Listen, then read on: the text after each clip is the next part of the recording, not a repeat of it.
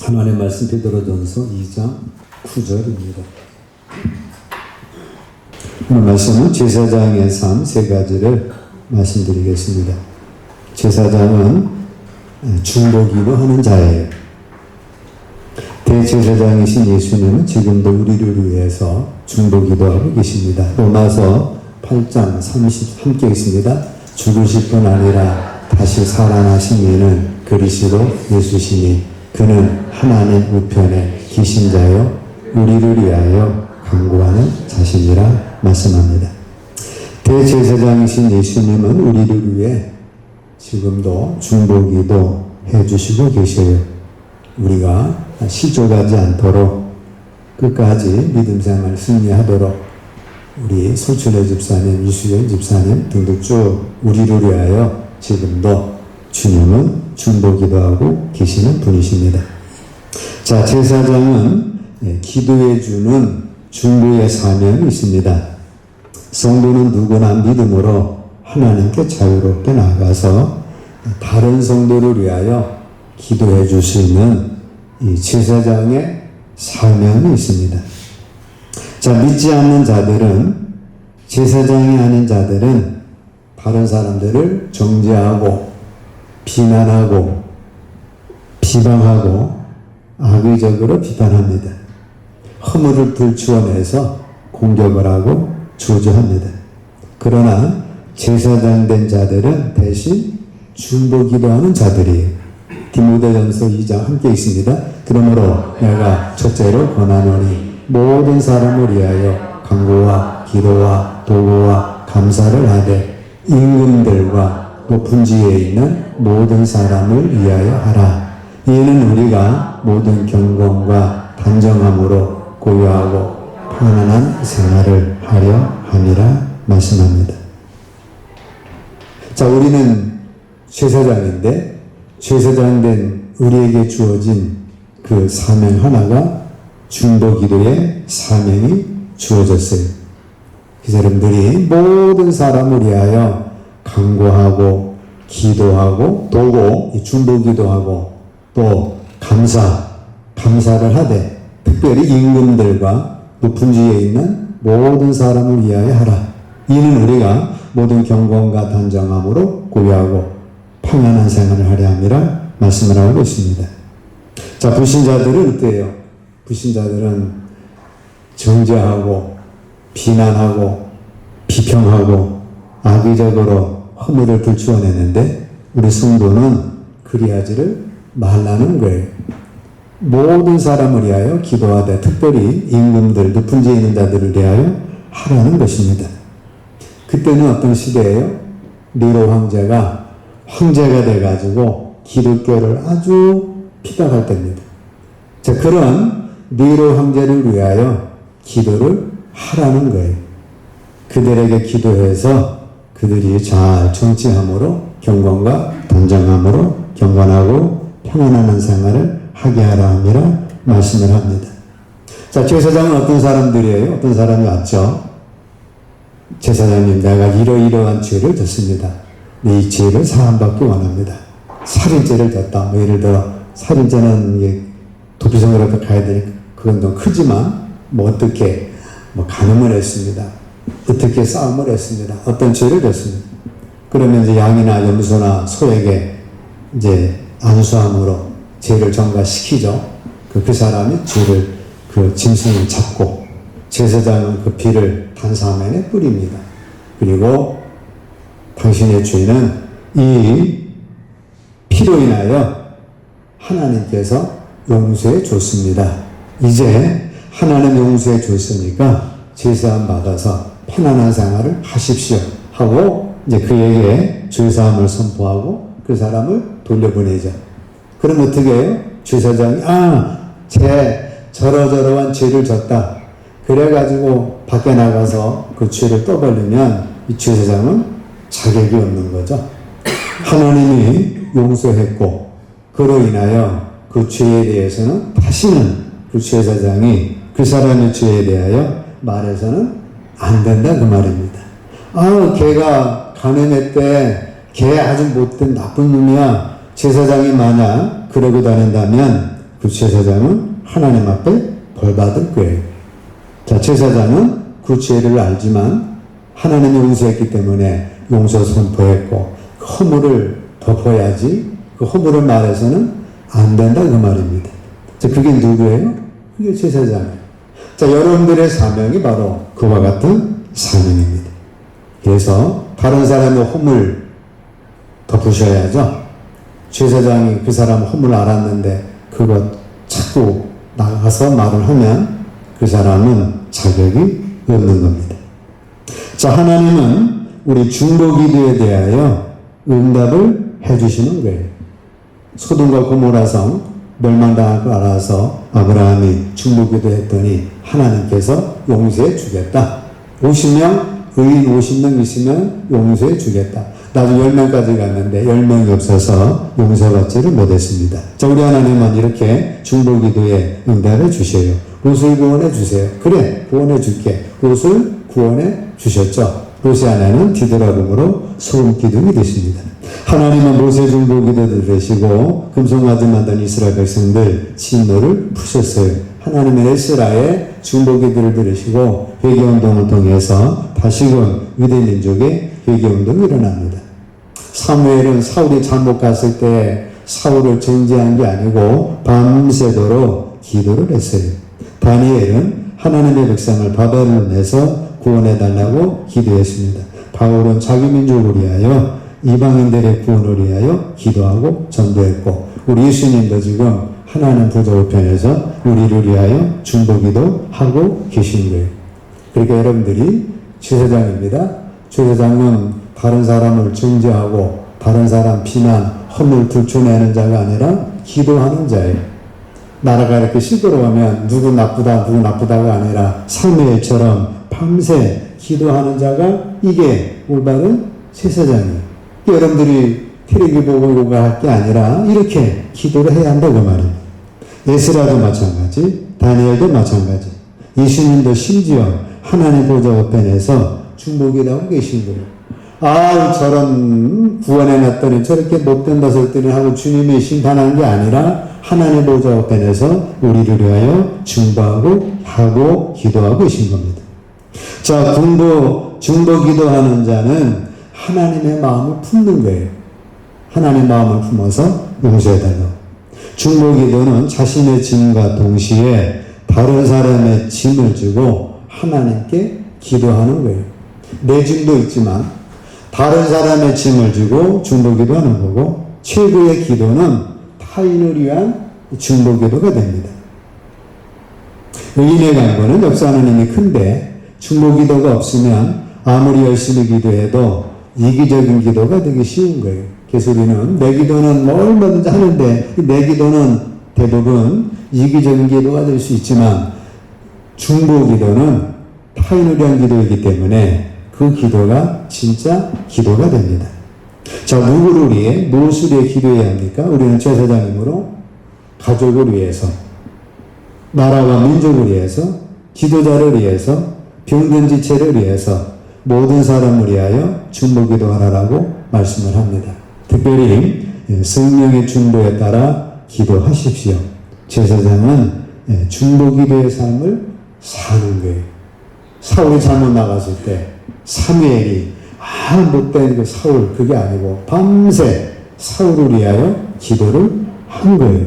여러분들이 다른 사람 이렇게 있을 때 비난, 비판, 정죄가 아니고 밤새도록 타인을 위한 중보기도 하는 것, 그것이 제사장의 사명입니다.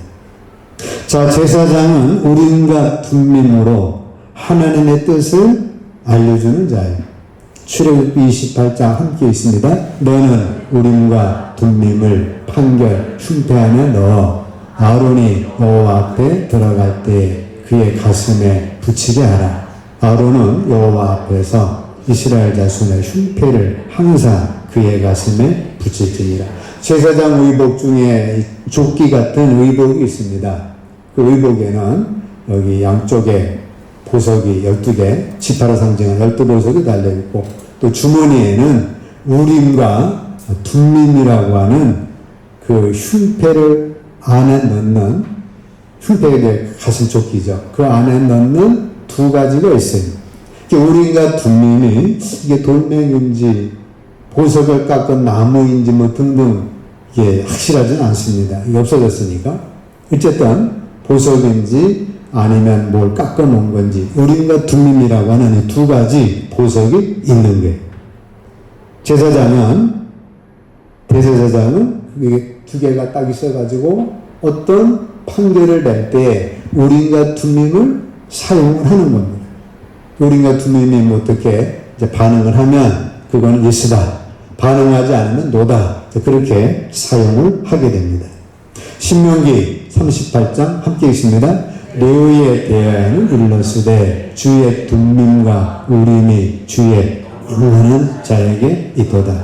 자, 우리가 둠밈은 대제사장이 입는 예복 중에 여기 부착된 판결 흉패 안에는 보관된 겁니다. 쫓기 같은 옷을 입었는데 그 안에 우림과 둠밈이 있는 거예요. 이것으로 하나님의 뜻을 판결할 때 사용을 하는 겁니다. 이는 하나님의 영적 권위를 의인받은 제사장이 여러 가지 문제들을 해결할 때 하나님의 판결을 응답받는 방법입니다. 우림은 빛이라는 뜻이고 둠밈은 완전함이라는 뜻이에요. 빛과 완전함 이 두 가지로서 하나님의 뜻을 결정할 때 사용을 한 겁니다. 민수기 27장 21절 함께 있습니다. 그는 제사장 엘레아살 앞에 설 것이요 엘레아살은 그를 위하여 우림의 판결로서 여호와 앞에 물을 것이며 그와 온 이스라엘 자손 곧 온 회중은 엘레아살의 말을 따라 나가며 들어올 것이니라. 모세가 후계자를 세워야 하는데 여호수아를 세우게 됩니다. 그냥 야 여호수아 너 내 후계자 해. 그렇게 하면 이 백성들이 인정을 할 수가 없죠.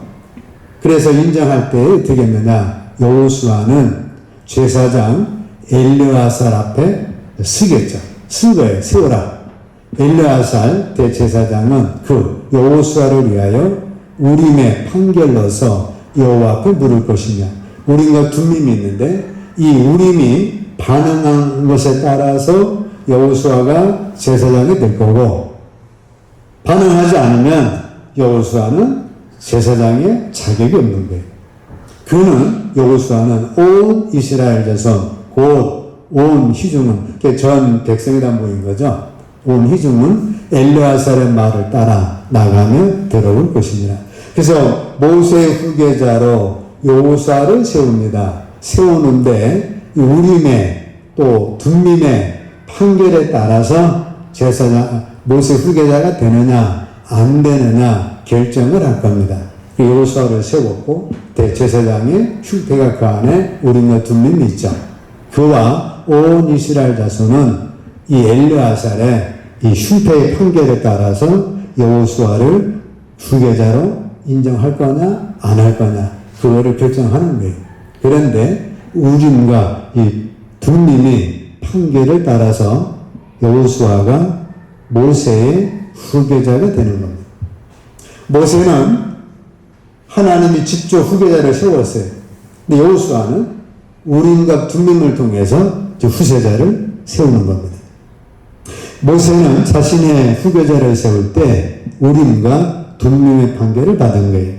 그래서 우림과 둠밈한테 물었더니 옳다. 예스가 나와서 이제 여호수아가 모세의 후계자가 된 것입니다. 자, 불신자에게는 우림과 둠밈이 없죠. 마귀와 죄, 어둠은 하나예요. 안 믿는 사람들에게는 죄가 있고 그 죄는 마귀로부터 왔기 때문에 마귀로부터 온 것은 어둠이기 때문에 그들에게는 우림과 둠밈이 없습니다. 죄는 어둠이기 때문에 어둠에 있으면 길이 보이질 않습니다. 어둡기 때문에 길은 있으나 그 길이 보이지 않습니다. 인생의 길도 마귀 밑에 있으면 죄 아래 있고 죄 아래 있으면 어둠이 있기 때문에 인생의 길이 보이지 않는 거예요. 창세기 1장 2절처럼 공허하고 혼돈하고 흑암이 꽉 차 있는 거예요. 그러니까 우림과 둠밈이 없는 이 세상의 사람들은 길 대신 예수님이 보이지를 않습니다. 주 아래에 있기 때문에 죽이고 빼앗고 자살하고 뭐 해도 그게 길이 안 보이기 때문에 그런 어둠 속에 빠져 있는 거예요. 그러나 성도에게는, 제사장에게는 빛과 완전한 우림과 분명이 있기 때문에 빛 대신 진리를 따라서 신앙생활하며 우리 인생을 살아가고 있는 겁니다.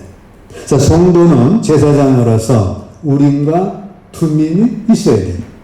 그래서 빛 가운데 사셔야 합니다. 요한복음 8장 12절 예수께서 말씀하여 이르시되 나는 세상의 빛이니 나를 따르는 자는 어둠에 다니지 아니하고 생명의 빛을 얻으리라 말씀을 합니다. 그래서 우리 예수님은 빛이에요. 빛을 따르는 자는 어둠에 다니지 아니하고 생명을 얻는 거예요. 자, 태양의 빛이 있으면 그 빛으로 인하여 모든 만물이 사는 것과 같습니다. 죄를 짓는 자들은 어둠의 자식이라고 해요. 마귀의 자식이라고도 하고 흑암의 자식이 됩니다. 예수님은 빛이시고 빛을 믿으면 빛의 아들이 되고 빛의 아들은 곧 아버지 하나님의 아들이 되는 거예요. 그래서 우리는 빛 가운데 사는 자들입니다. 안 믿는 자들에게는 빛이 없습니다.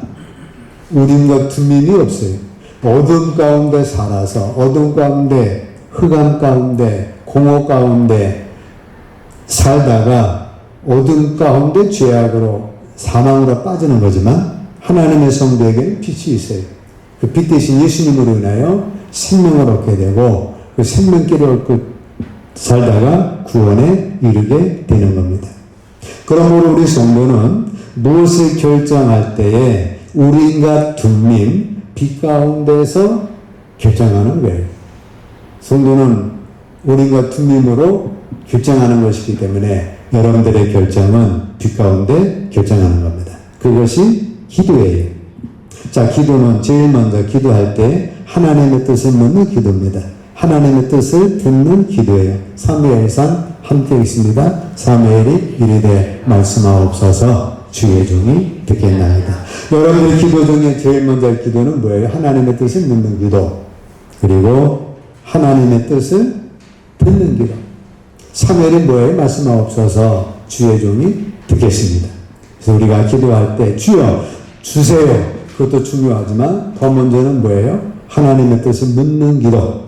그리고 하나님의 뜻을 듣는 기도입니다. 마태복음 26장 함께 있습니다. 나의 원대로 말씀 없고 아버지의 원대로 하옵소서 하시고. 자, 여러분들에게는 우림과 둠밈이 있습니다. 우림과 둠밈은 빛과 완전함인데 이것은 뭐 한다고요? 하나님의 뜻을 묻는 거예요. 그래서 여러분들은 기도하면서 하나님의 뜻이 무엇일까 묻는 거고 하나님의 뜻은 무엇일까 듣는 기도가 중요합니다. 그리고 빛 가운데 결정하려고 하면 성경이죠. 주의 말씀은 내 발의 등이요 내 길에 빛이니이다. 시편 119편 함께 읽습니다. 주의 말씀은 내 발의 등이요 내 길에 빛이니이다. 성경이 내비게이션 대하고 성령입니다. 사도행전 13장 함께 읽습니다. 두 사람이 성령의 보내심을 받아. 안동교회가 선교사 파송하는데 기도한 거예요. 근데 성령님께서 두 사람을 보내라. 바울과 바나바 보내라. 사도행전 8장 29절 함께 있습니다. 성령이 빌립보로 이르시되 이수레로 가까이 나아가라. 여러분들 하나님 뜻 찾으면 성령님이 말씀하실 때가 있습니다. 그 말씀을 따르는 거예요. 자, 제사장에는 뭐가 있어요? 우림과 둠밈이 있다. 이 우림과 둠밈으로서 제사장은 하나님의 뜻을 분별받아 나가게 된 겁니다.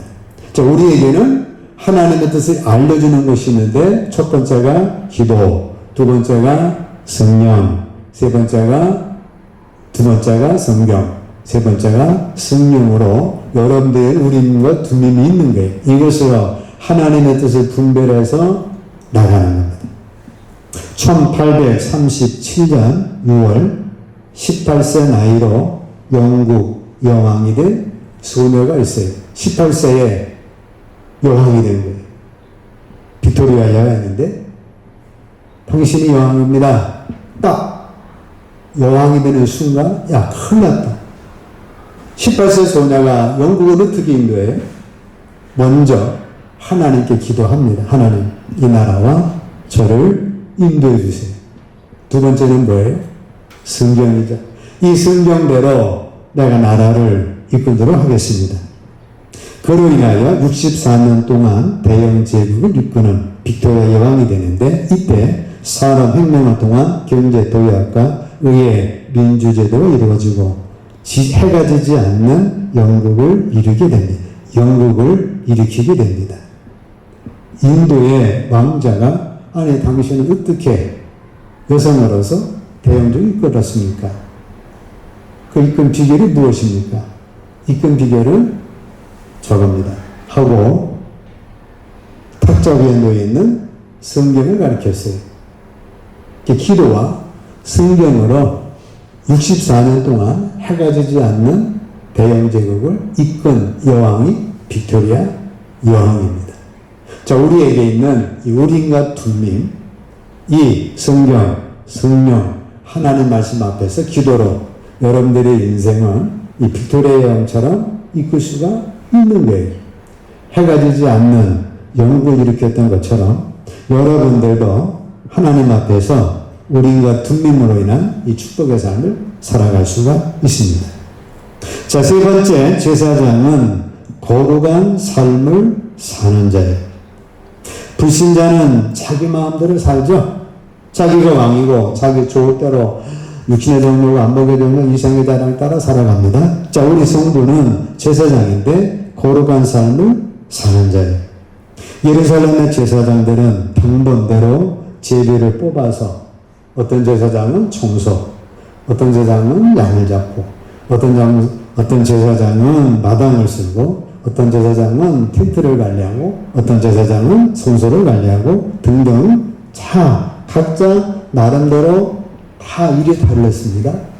어떤 제사장은 화장을 청소했겠죠. 자, 이 하는 일은 다르지만 그들의 신분은 뭐예요? 제사장이었죠. 자, 여러분들도 마찬가지입니다. 어떤 분은 운전수, 어떤 분은 직장 가서, 어떤 분은 식당 가서, 어떤 분은 가게 가서 등등 다 다르지만 여러분들의 신분은 뭐예요? 제사장이에요. 자, 여러분들이 각자 다른 일을 하지만 신분은 다 하나님 믿는 백성으로 제사장입니다. 우리의 모든 그 생활 그 자체가 하나님께서 제사장에 맡겨주신 사명과 역할이 되셔야 합니다. 자, 우리는 이 세상 어디서 무엇을 하든지 여러분들의 신분은 제사장이에요. 이 세상 모든 일이 다 하나님의 일이고 이 세상에서 일어나는 사건들 모두가 다 우리 제사장들이 기도해야 할 제목으로서 주어진 것들입니다. 우리는 평소 생활 속에서 하나님께서 복락으로 주신 것을 먹고 마시고 입고 누리면서 제사장의 직분을 잘 감당하다가 하나님 앞에 감격한 마음과 감사를 가지고 예배를 드리러 나와야 하는 거예요. 여러분, 제사장으로 일주일 내내 여러 가지를 하다가 그 제사장의 감격 가지고 오늘 주일은 하나님 앞에 나가서 하나님께 영광된 예배를 드리는 겁니다. 한 주간 동안 죄악 가운데 아무렇게나 살다가 주님 앞에 나와서 예배드리러 나와가지고 내 죄를 용서해 주세요. 그게 아니고 제사장으로 살다가 제사장으로 승리하다가 하나님 앞에 나와서 감사와 영광의 예배를 드리는 것, 이것이 주일날 예배다 그 말입니다. 주님께서는 결코 우리에게 세상에서 마음대로 살다가 하나님 앞에 나와서 주여 용서해 주시옵소서, 제 가운데에서 먹고 마시다가 이제 다시 왔나이다, 죄를 씻어 주시옵소서, 그렇게 기도하는 게 아니다 그 말이에요. 제사장으로 한 주간 살다가 승리하다가 하나님 앞에 나와서 하나님 한 주간 승리했습니다, 감사합니다, 은혜 주셔서 축복 주셔서 감사합니다, 그렇게 예배를 드리는 게 그게 바른 예배다 그 말입니다. 우리는 이 세상 어디를 가든지 하나님의 일을 하도록 제사장으로서 배치된 사람들이에요. 우리가 직장에서 일을 할지라도 사람을 상대로 일을 하는 것이 아니라 이 일을 맡겨주신 하나님을 상대로 하는 거예요. 주인이 보든 보지 않든 간에 무슨 일이든지 주님께 하듯 하라고 성경은 우리에게 말씀합니다. 이것이 바로 하나님을 상대로 일을 하는 모습이에요. 골로새서 함께 있습니다. 무슨 일을 하든지 마음을 다하여 주께 하듯 하고 사람에게 하듯 하지 말라. 자, 이렇게 산 사람은 요셉입니다. 요셉이 어떤 일을 할 때 주인 보니까 하고 안 보니까 안 하고 그게 아니야. 주인이 보든 안 보든 상관없이 하나님께 한 거예요. 제사장으로 한 거예요. 그랬더니 하나님이 요셉과 함께하는 일에 복을 주시고 보디발 집에 복을 주시고 감옥에 가서도 그리했더니 하나님이 감옥에 모든 축복을 주셔가지고 그렇게 감옥이 시끄럽고 폭력사건 막 살인사건 났는데 요셉이 딱 총리가 되고 나니까 감옥이 잠잠하게 아주 수도원처럼 멋있는 감옥이 됐다 그 말이에요. 자, 여러분들이 일을 할 때에 무슨 일을 하든지 제사장으로 하는 거예요. 윗사람이 시켜서든 안 시켜서가 아니라 하나님이 내게 일을 주셨기 때문에 내가 제사장으로 사모보고 제사장으로 가게보고 제사장으로 운전하고 제사장으로 내가 근무를 하는 겁니다. 남편의 사랑을 받기 위해서 남편을 사랑하지 말고 하나님 제사장 직분을 맡은 자로서 남편에게 순종하는 것이 가장 바람직한 아내의 모습입니다. 반대로 또 남편도 마찬가지. 아내가 사랑받기 위해서가 아니라 제사장으로서 남편의 사명, 제사장으로서 아내의 사명, 행복해지기 위해서가 아닙니다. 제사장으로서 남편에게 순종하고 사랑하며 가정을 잘 붙들어야 하는 사명을 받았기 때문에 그렇게 하는 거고, 반대로 남편도 제사장으로서 사명 받았기 때문에 아내를 사랑하고 가정을 잘 이끌어 가는 거예요. 언제든지 제사장으로의 책임을 가지고 남편, 아내로서의 역할에 충실해야 합니다.